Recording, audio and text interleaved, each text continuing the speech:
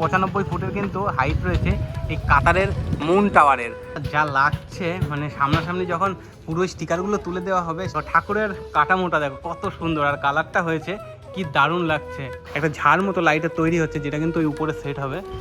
আমরা বর্তমানে আছি জিরাটের আদি বারোয়ারির পূজা মণ্ডপের সামনে। হ্যাঁ, দেখে বুঝতেই পারছো যে পিছনে কিন্তু রয়েছে কাতারের মুন টাওয়ার। আর এই মুন টাওয়ারের যে চিন্তা ভাবনা আর এই মণ্ডপ সম্পর্কে যা যা জানতে পারি তোমাদের তো জানাবোই। আর চলো পুরো ভিডিওটা দেখতে থাকো আর তোমাদের দেখাতে থাকি। আচ্ছা, আপনার কাছে কয়েকটা প্রশ্ন ছিল, যেটা হচ্ছে আপনাদের যে ভাবনাটা, মানে প্রত্যেকবার কি এরকমই বড় ভাবনা থাকে না এবার বেশি? এটা ভাবনাটা হচ্ছে বিশ্বকাপ হয়েছিল কাতারে। হ্যাঁ, আমরা সবাই এই জিনিসটা দেখেছি। আচ্ছা, দেখে আমাদের কমিটি একটা আছে, কমিটির মধ্যে 2 বছরের কমিটি হয়েছে। তখন একটা চিন্তাধারা আমরা আলোচনা করলাম যে এই জিনিসটা আমরা করব। আচ্ছা, তাহলে প্ল্যানটা কতদিন ধরে চলছিল? এটা প্ল্যানটা তো সেই বিশ্বকাপের সময় থেকে করছিল। আর আমাদের এটা প্যান্ডেলটা শুরু হয়েছে 20 জুন থেকে। 20 জুন থেকে? 20 জুন। আচ্ছা, মানে প্রায় 6 মাসের কাছাকাছি হয়ে গেছে প্যান্ডেলটা। হয়েছে, এখন শেষ মুহূর্তে চলছে। হ্যাঁ, শেষ মুহূর্তে। এই সাইডটা হয়ে গেলে হ্যাঁ, এটা শেষ মুহূর্ত। ওপেনিং কবে? ওপেনিং হচ্ছে তৃতীয়াতে ওপেনিং। সর্বসাধারণের জন্য তৃতীয়ার থেকে ওপেনিং হয়ে যাচ্ছে। প্রতিমা থাকবে দ্বাদশী পর্যন্ত। দ্বাদশী পর্যন্ত থাকবে, মানে মানুষের যাতে ভিড়টা চাপটা আচ্ছা ট্যাকেল করে। এটা হচ্ছে এলাকা বা যারা আসে তাদের এটা দাবি। আমরা প্রত্যেকবারই দশমীতে করে দিই। এই জন্য আমাদের কি হয়েছে, আমাদের 2টো মূর্তি বানাতে হয়েছে। আচ্ছা, একটা বড়, আচ্ছা, আর একটা ছোট।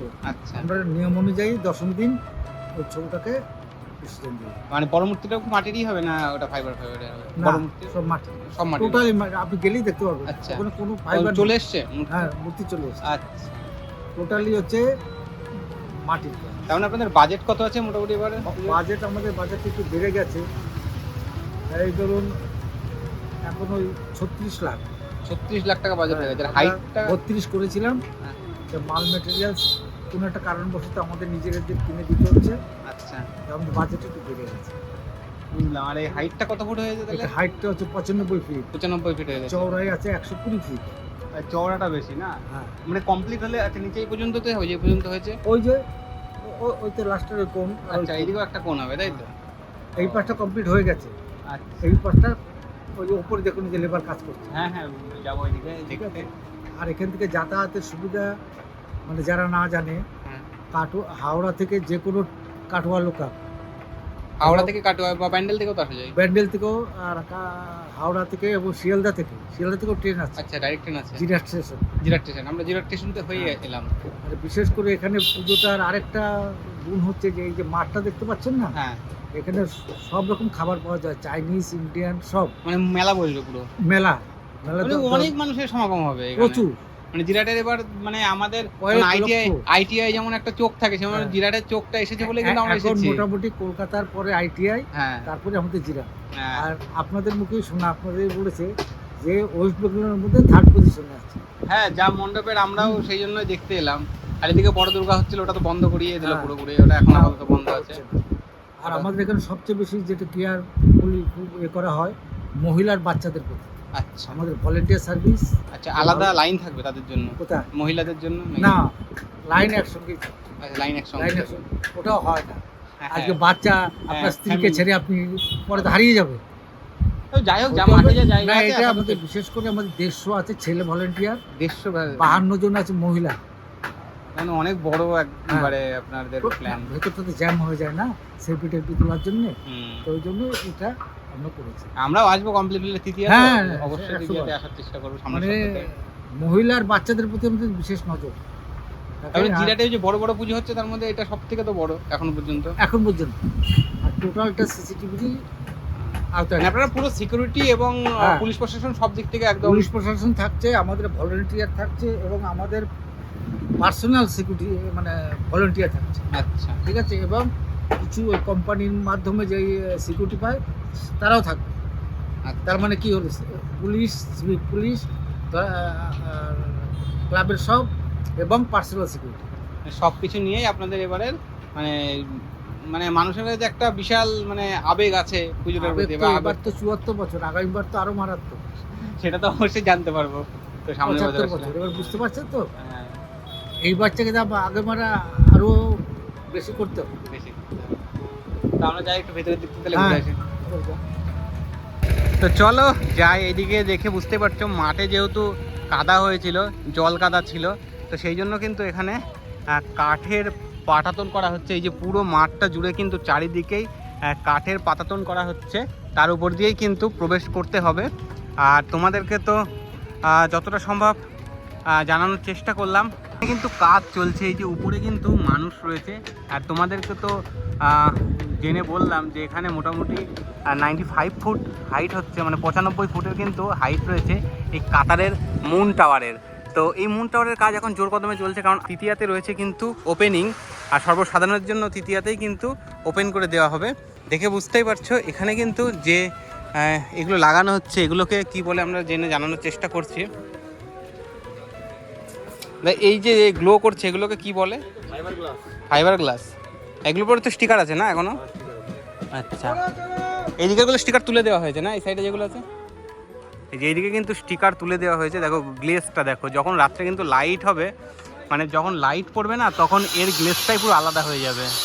এখানে কিন্তু সিলভার কালারের যে মানে গ্লাস রয়েছে, ফাইবার গ্লাস, সেটার কালারটা দেখে বুঝতে পারছো কতটা চকচক করছে। আর ওদিকে তো গোল্ডেন রয়েছে পুরোটাই। কিন্তু এখন একটা স্টিকার রয়েছে, স্টিকারটা তুলে দিলে কিন্তু আরও গ্লোটা বেড়ে যাবে। আর এদিকে কিন্তু সব ছোট ছোট করে কাটা রয়েছে ডিজাইনগুলো। চলো ভিতরের দিকে যাই এবং তোমাদের দেখাই। এইদিকে দেখো মণ্ডপের ভেতরটা দেখো, জাস্ট দেখলে কিন্তু অবাক হয়ে যাবে। তাতে দেখাই, আমরা যেমন বাইরে সম্পাদকের কাছ থেকে তো জেনে আসলামই যে ঠাকুর চলে এসেছে, বললো আমাদেরকে দেখাতে। তো তোমাদেরকে দেখাই, সেটা দেখো ঠাকুরের কাঠামোটা দেখো কত সুন্দর, আর কালারটা হয়েছে কি দারুণ লাগছে। মানে ঠাকুরের কাজ চলছে কিন্তু জোর কদমে। এই দেখো এইদিকে মায়ের মানে যে সাজসজ্জাটা হচ্ছে সেটা দেখো, জাস্ট কাপড়ের কালারটা দেখো, মানে সব কিন্তু মাটি দিয়ে হয়েছে। কি অপরূপ লাগছে তাই না? মানে এত কাছে থেকে দেখতে পাবো এখন দেখে যাই, কেননা পুজোর সময় তো যখন ওপেনিং হয়ে যাবে তখন তো কাছ থেকে আসতে পারবো না। এখানে কিন্তু সম্পূর্ণ সবকটা ঠাকুরই রেডি হয়ে গেছে অলমোস্ট, শুধুমাত্র ঠাকুরের চক্ষুদানটা বাকি রয়েছে। না মহল্লায় হলে তবে হয়তো চক্ষুদান হবে।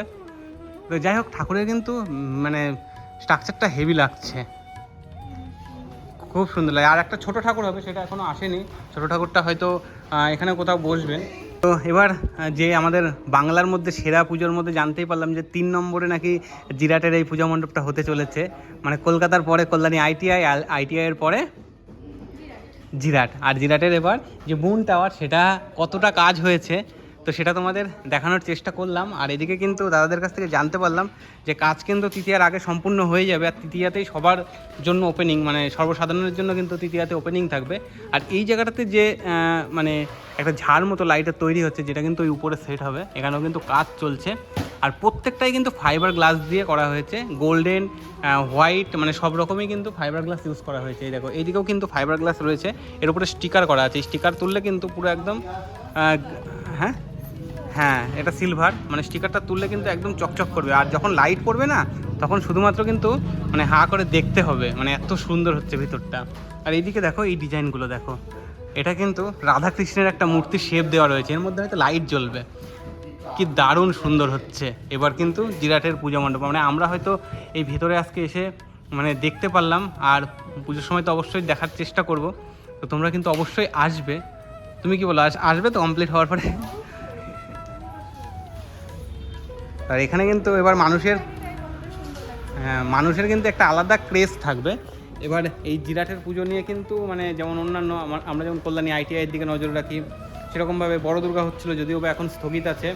তো সেরকমভাবে কিন্তু জিরাটের এই পূজা মণ্ডপটার উপরেও কিন্তু এবার মানুষের একটা আলাদাই নজর থাকছে, কারণ এই মুন টাওয়ারটা এখনও পর্যন্ত কোথাও হয়নি বাংলার বুকে, প্রথমবার হচ্ছে জিরাটে। যেমনভাবে কল্যাণী আইটিআইতে প্রত্যেকবার চমক দেয়, সেবার কিন্তু এবার জিরাটের আদিবারবাড়ি সেরকমই একটা চমক দিয়েছে, মানে দিচ্ছে। তো এই চমকটা দেখার জন্য তো আমরা আগেই চলে এসেছি, আর পুজোর সময় আসবো, তোমরা অবশ্যই আসবে। জায়গাটা যা লাগছে, মানে সামনাসামনি যখন পুরো স্টিকারগুলো তুলে দেওয়া হবে, স্টিকারগুলো তো এখনও তোলা হয়নি। হ্যাঁ হ্যাঁ এই জায়গাটা তুলেছে।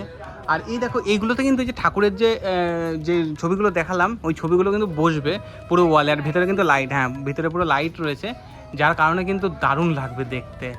এই যে মানে লাইট পড়লে মানে দুদিক দিয়ে পুরো আলাদা একটা মানে ভাইব থাকছে। জানি না কল্যাণী আইটিআই এর ভেতরটা কতটা সুন্দর, এখন আমরা প্রবেশ করতে পারিনি। না না, ওখানে ছিল আইটিআইতে ছিল তোমার ছোট ছোট ছোট ছোট করে কাঁচ কাটা ছিল, কাঁচ টাইপের ফাইবার গ্লাস ছিল। আর এটা তো পুরো একদম থাকছে, মানে পুরো একদম বড় বড় সব। আর এই ভিতরের যে ঝাড়গুলো লাগিয়েছে এটাও কিন্তু হেভি কালারের লাগছে, মানে জাস্ট ওয়াও বলতে পারো এখানকার পুজো মণ্ডপটা। ইউনিক, মানে কোথাও দেখিনি এরকম পুজো। তো যাই হোক, তোমরা কিন্তু আসবে, বারবার করে বলছি।